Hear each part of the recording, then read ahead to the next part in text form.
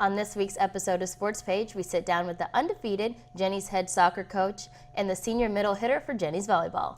We'll recap cross country's successful weekend and take a look at Mules football's wild wins. Stay tuned as we take a look at all things UCM sports.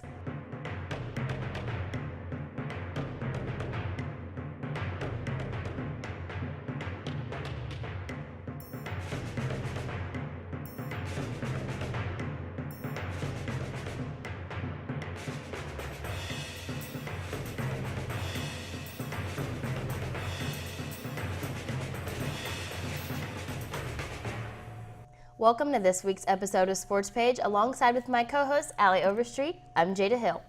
The Jenny soccer team is currently number 4 in the nation. They took on 2 MIAA teams this past weekend and added to their undefeated record. Let's take a look at those highlights. The undefeated Jennies had a pair of back-to-back home games this Friday. The Gens took on undefeated Missouri Western and got off to a blazing start. As senior Kayla Hamner knocks one in to put the Gens up 1-0 and giving the Jennies some excitement to start off the game. Next, Jada Scott is fouled in the Griffins, giving Bailey Edwards the perfect setup to lead her with the free kick, leaving the score 2-0. But from there is when the score stuck and the tempo changed a bit, as no team scored for the rest of the game. We then just start to see why senior Anna Dilks is an All-American goalkeeper, as she easily slides in to catch all the goal attempts. Later in the game, we see that speed from Jada Scott again as she's racing down the field, but her goal attempt is just a little high of the goal. But then the Jennies didn't stop working there as they fought to finish off an early scoring matchup. After Friday, the Jennies are 7-0, going into Sunday's game against UCM rival in Northwest. Sunday was the first matchup for the Jennies that counted to their MIAA record, as the two teams had already met before this season and the Jennies shut them out 4-0. The momentum starts off early in this game as Bailey Edwards slides in a goal between 2 defenders to get 1-0 to lead the start. Next, coming down strong, senior Abby Rhodes has the assist to Jada Scott, putting the Gens up 2-0, and the goals didn't stop there. Well, now it's time for the freshmen to shine, as Haley Freeman scores her career first goal, giving the Jennies all the spunk they need to keep it going with more freshmen first. As Michaela Knox comes down for the Jennies and also puts in the first of her career, putting them up 4-0. Too bad the Jennies weren't ready to stop there, as Emma Durrell slides in her career first of the day right past the Northwest goalkeeper. The Jennies finished the game 6-0 and have yet to allow a goal this season.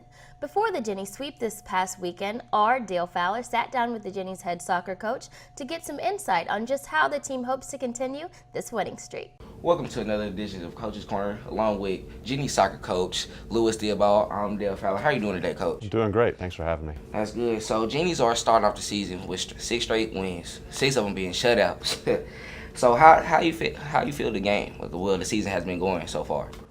You know, so far so good, really. It's a long way to go. It's early, but I felt we've played some good teams in the non-league part of our schedule, and the shutout part's really good. And we're lucky to have a good goalkeeper who helps that. But I feel good about the start.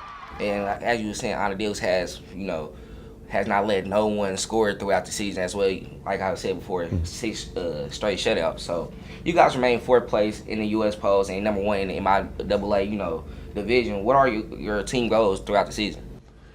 You know, it sounds pretty generic, but our goal is just to be the best team we can be at the end. And I think if we do that, then we have an opportunity to be pretty successful. But obviously, having won the league the last few years, that's something that's in our mind, but we haven't even started games that count towards that yet. So it's really just stay focused on the process of getting better, but ultimately this is a pretty talented team that could have a lot of success.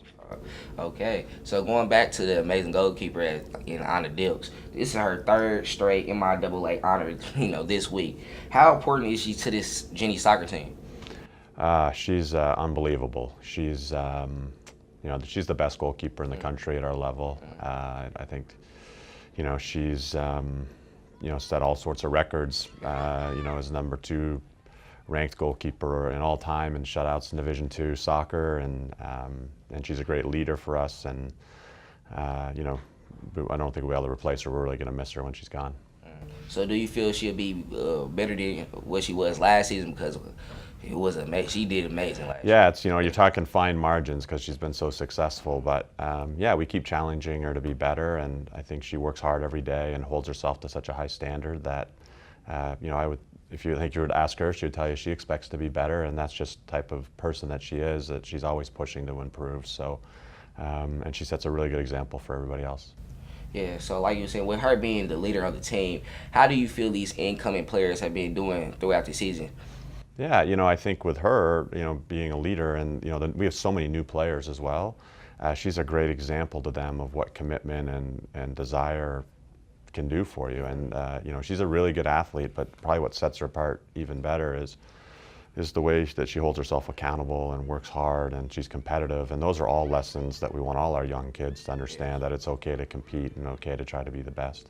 Okay, so even with this amazing winning streak you guys, have going on right now, what do you feel that you need to do better to continue this, going on and going into the conference games as you were saying before? I think one of the big thing for us right now is just mentality, and it's not so much tactics or technique. It's maintaining our hunger and desire to be the best we can be, and not slip back and accept average performances. So it's about mentality and pushing on, and trying to be the best we can be, and mentally and emotionally being prepared to give our best each day.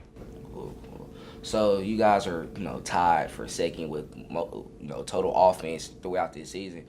How do you feel? What do you guys need to continue doing, to keep that record going on, and then eventually trying to be first in that, That category? Yeah. I to be fair, I think those numbers can be misleading because we've all played different people. Mm-hmm. I'm not as concerned about that as long as we're winning games. But I think we're a pretty explosive attacking team, and we're scoring goals at a better rate than we ever have at this part of the year. So I feel good about it, but again, it's just mentality and desire to keep getting better, and we've got to become more efficient at taking our chances. We create a lot of chances. We just got to make sure that we finish them. Well, you heard it best from Jenny soccer coach Lewis Theobald. We hope you best for the rest of your season. Hope you do well. Great. Now, signing off from this edition of Coach's Corner, I'm Dale Fowler. With their win against Northwest, the Jennies have yet to lose a conference opener since they joined the MIAA in 1999. The Jennies swept the Soccer MIAA Athletes of the Week with Bailey Edwards as offensive player, Kayla Hamner as defensive, and Anna Dilks as goalkeeper of the week. Dilks is only the second goalkeeper in Division II history to record 51 shutouts. The Jennies are on the road this weekend and will return home Friday, October 6th, to face off Central Oklahoma. After this break, we will hear about some recaps on our cross-country teams in Mules football. Stay tuned. Historic, unique, exciting. As challenges continue to test the mettle of Americans, your community has to depend on willing citizens just like you to answer the call and respond to local disasters and other times of crisis. You may be surprised to find out who we are and what we do. In fact, it could actually be your story too. The Air National Guard. I choose excitement.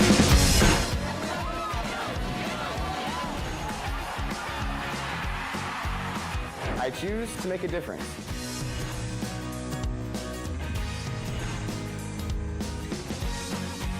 I choose uncommon opportunities.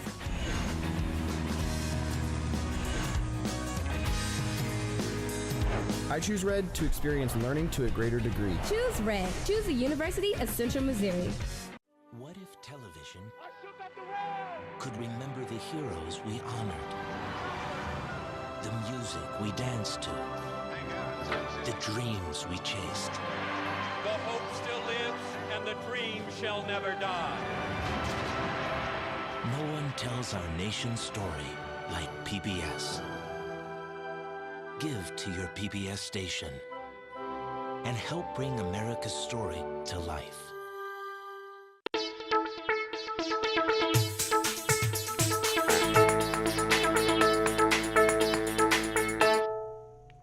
Welcome back. Mules and Jennies cross country were back on the course this past weekend at the Roy Gurak Invitational in Minneapolis, Minnesota. With 3 runners finishing in the top 20, the Mules captured 3rd place out of 44 teams. Senior Ian Frazier was UCM's top finisher in 11th place for the 8K race with a time of 26 minutes, 23.8 seconds. Freshman Ronald Ayabe and Shadrach Kipnich finished in 13th and 17th place. The Jennies finished 18th out of 43 teams. Nicole Svedson was the first Jenny to cross the finish line in the women's 6K race at 24 minutes and 7.2 seconds, putting her in 64th place. Mules football had an exciting weekend in Emporia, Kansas. Number 15, Emporia State, scored on their opening possession, and Mules followed with a 49-yard scamper by Devontae Turner. The Hornets had 2 more scores before the half, and the Mules went into the locker room trailing 21-7. It looked like it was going to be another overtime battle against the Hornets after quarterback Brooke Bowles tied it up at 31-all with 12 seconds to go in the game. What happens next is somewhat of a miracle. 12 seconds left in that Emporia game when the ball, one of their players dishes it off and Michael Tannehill slaps it down, and Colson Crane slides in to recover the fumble. Into the end zone he goes until he falls, but the ball doesn't stop moving. He tosses it to Austin Miller, who babbles it in the end zone and falls, and just like that, UCM touchdown. You know, I honestly wouldn't even believe this happened if I wasn't there to witness it myself. This play has gotten so much attention from Bleacher Report to Sports Center. I mean, it's crazy, Allie. Yeah, exactly. Like, I remember hearing from one of my good buddies. He showed me on Twitter so many retweets, like on Bleacher Report, as you said, and ESPN. It's like great hype for the football team. It's super exciting, and going into this week, Mules fans are headed out to Arrowhead Stadium this weekend to watch UCM face off against Northwest Missouri State in the Fall Classic. Now, how excited are you for this game? I'm definitely excited, Jada. Last year I went, and it's just a great experience to go there, like with all the UCM students, to see them play, like especially being from St. Louis. Like, it's an awesome experience going to Arrowhead. And imagine how it's a great experience for us. Well, imagine about our players. Many of them are from the Kansas City area, and getting to play at Arrowhead is a great experience. We talked to head coach Dim Swoboda about it yesterday. Playing in a venue like Arrowhead that's very well known and historic, I think it's pretty special for some of these kids. So they'll relish the opportunity and you know, look forward to it and you know, hopefully play a great game. Well, this should be a pretty exciting matchup as Northwest is ranked #1 in the nation and is undefeated for the season. Let's hope those Mules can continue their momentum after last week's upset over the Hornets. After this break, we will hear from our sports editor and take a look at Jennies volleyball this past weekend. I choose red for unlimited possibilities. I choose red because my family is less than an hour away, but I still get to be independent. I get to apply my classroom experience to my everyday life. That's why I chose red. Okay, that'll work. Why do you choose red? Choose red. Choose red. Choose the University of Central Missouri. Choose red. Kidding, that was a joke.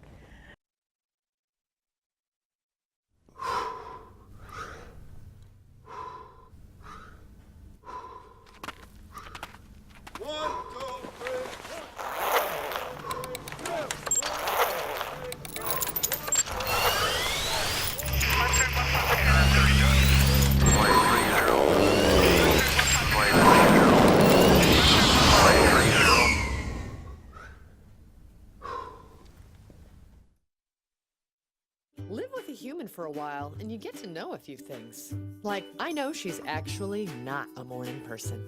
I know she does strange tricks for no treats. I know that water makes her howl like crazy.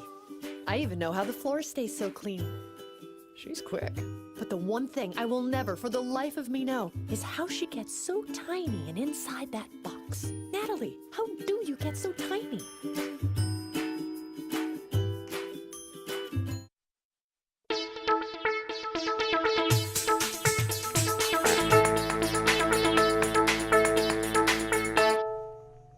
Welcome back. UCM Sports had a winning weekend all around. We even had a few athletes named MIAA Players of the Week and even some who broke records. Let's take it up to our sports editor at the Mule Skinner for more. Hey everybody, I'm Jake Werther up here in the Mule Skinner with your news and notes for the week. So let's get right to the good stuff. Mules football beat Emporia at Emporia this week. But you already know that. I already know that. Your dog already knows that. So let's talk about something you don't know. First thing you might not know. Jalen Zachary became second all-time in Mules history this week with a career catches with 142 and in career receiving yards with 2,235. His game against Emporia pushed him over the edge to #2 in both spots. Kyle Eccles also climbed up on the top 10 all-time in Mules history with 1,632 receiving yards to put him at that number 10 spot. And we also can't talk about Mules football against Emporia without mentioning Austin Miller and his game-winning touchdown. That touchdown actually earned him MIAA Defensive Player of the Week. Miller wasn't the only one to win an MIAA honor this week either. Volleyball also saw one. Freshman Allie Offerdahl won her first MIAA honor after becoming Defensive Specialist of the Week. She had a double-double for 48 assists and 10 digs. But she wasn't the only Offerdahl in the news this week. Her sister Carly had her 500th career dig in volleyball's match against Missouri Western on Saturday. But while our athletes are being stars in the game this week, they're also being stars outside the game this upcoming month. A select number of Mules and Jennies have gathered to form the annual literacy team. The team is meant to go to local elementary schools to teach kids the importance of reading and read them books. They'll tour 4 elementary schools between the end of September and the end of October. The Mule Train Luncheon will take place on October 2nd. It'll be $9.50 to get in. And as always, there'll be plenty of coaches and raffles and fun things there for the family. And before we leave, be sure to tune in to all the games this week. Soccer will be headed to Nebraska Kearney and Fort Hays this weekend. And volleyball will go to Washburn and Emporia. And those can be watched on the brand new MIAA network. So be sure to tune in and watch those. That's all I have for you this week. This has been News and Notes up here in the Mule Skinner. Jennies Golf finished 5th in the team standings at the MIAA preview at the Munzingo Golf Course in Maryville, Missouri. The team shot .308 both days for the tournament and finished 40 over par. Elizabeth Leith finished the tournament with 2 under par, shooting 70 the first round and 72 the second, allowing her to finish second place. Olivia Sabaski finished 5 over par to tie for 11th place. Other Jennies golfers included Jordan Recknow tying for 32nd, Taylon Entrikin tied for 39th, and Madison Grissom placed 46th, while Blake Beck finished 60th. The Jennies will host the Midwest Classic in the Mules Golf Club starting October 9th. Mules Golf tied for the team title after being in 3rd place after the first round at the J.R. Watkins Invitational in Lake City, Minneapolis. The Mules shot +5, 293 both days. We had 4 golfers in the top 25. Shane Allen moved up 12 spots to tie for 5th, shooting an even par 72 on day 2. John Bonaroba tied for 11th, shooting 2 over par, 176 overall. Ian Barnes moved up a total of 39 spots to finish in a tie for 16th place.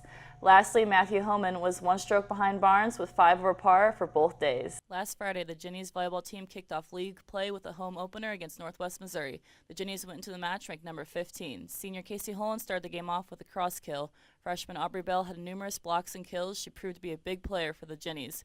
Redshirt freshman Hannah Van Buskirk adjusted tremendously to a tip and managed to kill the ball for a Jenny point. She averages more than 2 kills per set. Casey Holland was set up perfectly with a backward set for a beautiful line shot that the Bearcats could not quite get up. The Jennies really utilized open spots on the court and threw in a lot of rolls and tips.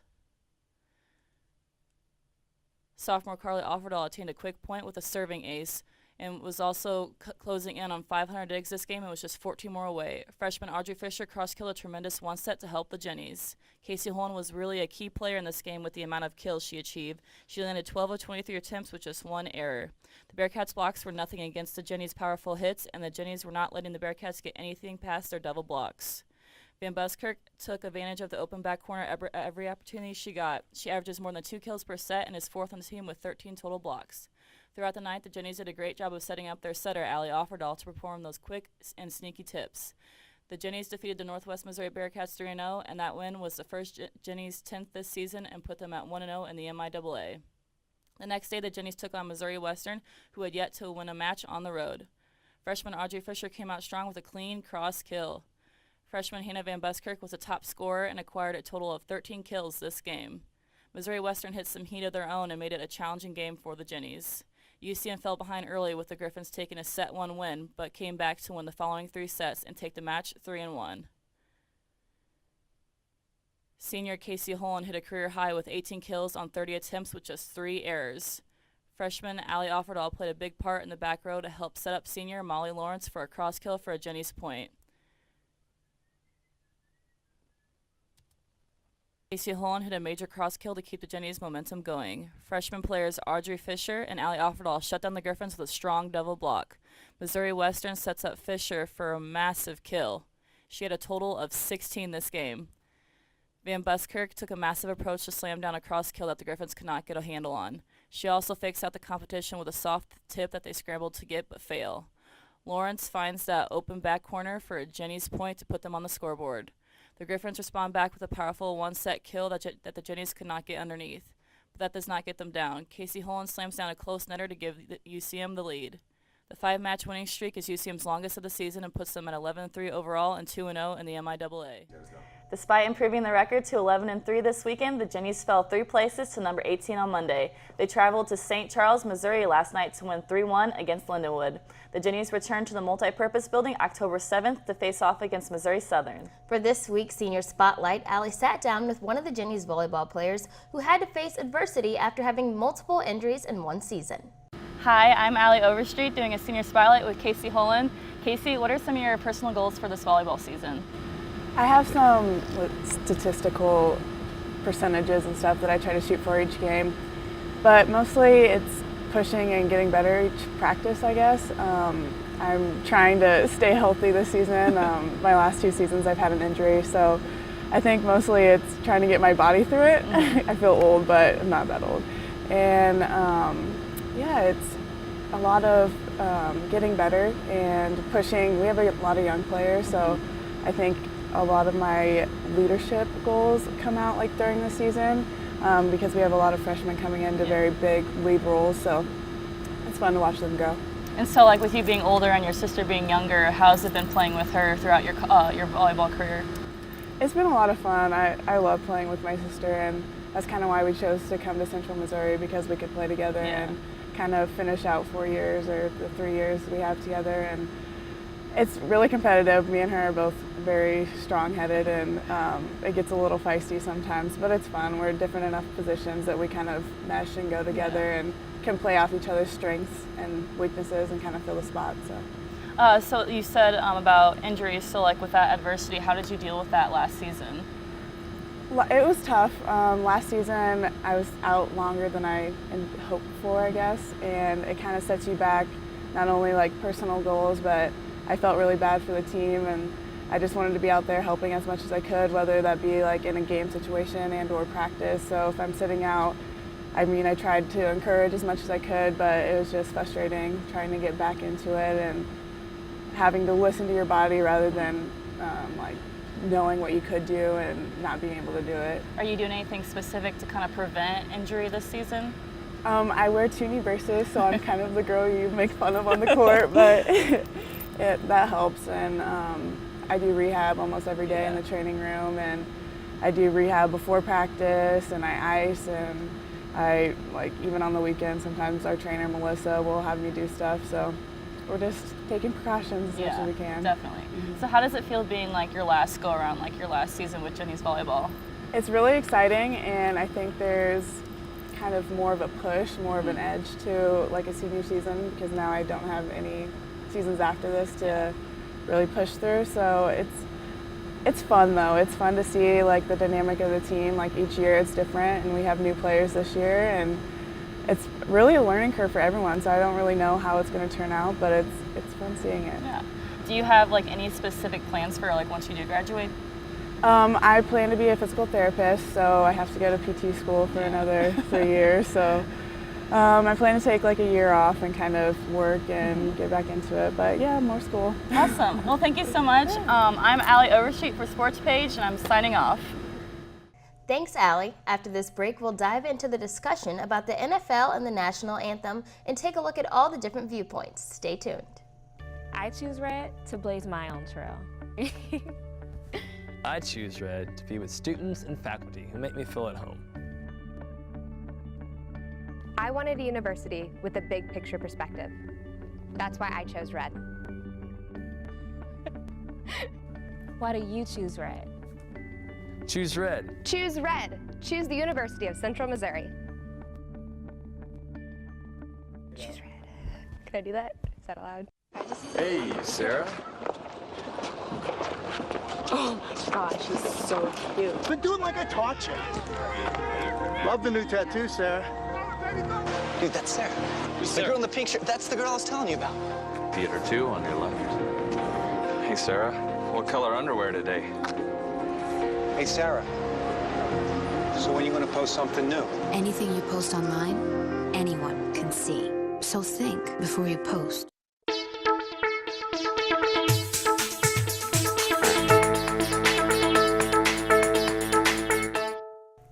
Welcome back to our segment Pro Talk, where we discuss what the pros are talking about. This week we'll be discussing everything that is going on in the NFL this past week with the national anthem.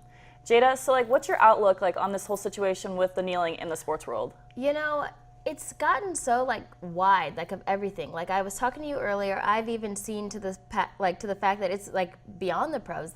I saw a high school girl at a volleyball game who was even kneeling.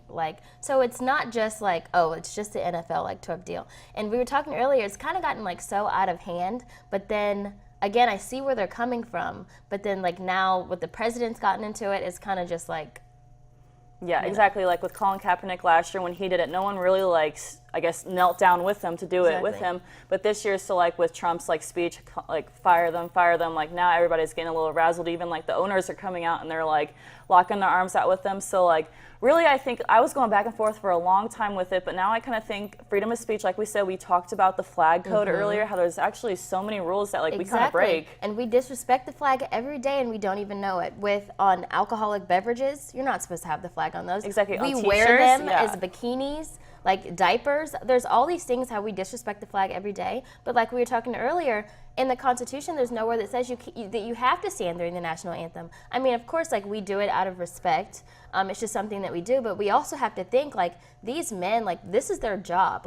They're here, professionally to play the game at the end of the day. And we know that you're supposed to stand during the national anthem. But really, they're thinking about a game that they have to play. Their job is on the line. They're not necessarily thinking oh, I should stand up. You know what I mean? Exactly. But my other thing was, so with the Steelers player Alejandro, whenever he stood solo by himself and his team and his coach were back, I guess, in the locker room, a couple days ago, he went public with an apology saying, I made my team look bad, I made my coach look bad, and I just don't really know if I agree with that because, he served two to three tours in Afghanistan, and, if he wants to go out there and if he wants to do that, he should be able to, just like if people want to protest at the games, they should be able to do that. Exactly. So I kind of agree with you there. There shouldn't necessarily be a time where you have to apologize for, I mean, in that case, he was in the military and he wants to stand, so he should be able to, as well as those guys who want to kneel. They should be able to. It's freedom of speech. If you want to stand up during the national anthem, you can stand. If you want to sit, you can do as well. It's not dishonoring the flag in any way or form that we don't already do every day. Exactly. And another point I want to bring about is if we're upset about this, so I'm from St. Louis, you're from Kansas City, the Chiefs go, whenever we do sing the national anthem, we do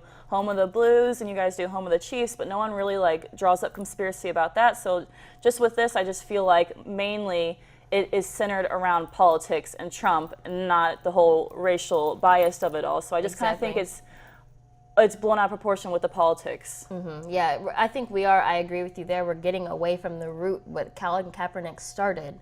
It's not necessarily that as much anymore since Donald Trump has kind of got into it. And now we see LeBron James and Steph Curry getting into it. I've seen interviews of them on, like you said earlier, UHAR as well. So it is kind of spinning out of control. But then again, I still see they still kind of have a reason behind it, if that makes sense, but now it kind of is getting a little envious. Exactly. And then earlier I was telling you about Tommy Smith and John Carlos with the Olympics. Actually, this next year will be rounding up on the 50th anniversary of that situation, but they were both U.S. Olympic athletes. They raced in the 200-meter dash, got first and third, and when they walked out to the podium, they came out with their shoes off, and they each had one single black glove on, and whenever the national anthem started playing, they raised their fist. And that ruined their lives. They lost, if they had wives, they lost their wives, they lost their medals, they got stripped of their titles, and their lives just went downhill. And my question for you is, do you think this has evolved from then to now with these different types of situations? And see, I feel like it has, but then again it hasn't, because think Colin Kaepernick, that was the same instance with him as well. So I don't know, it's kind of a question or thing that I guess you're just going to keep going on and we're just going to have to figure it out. Exactly. Unfortunately, that's all the time we have for this week's episode of Sports Page. Tune in 2 weeks as we'll be preparing the homecoming football game. For my co-host Jada Hill, I'm Allie Overstreet. See you next time.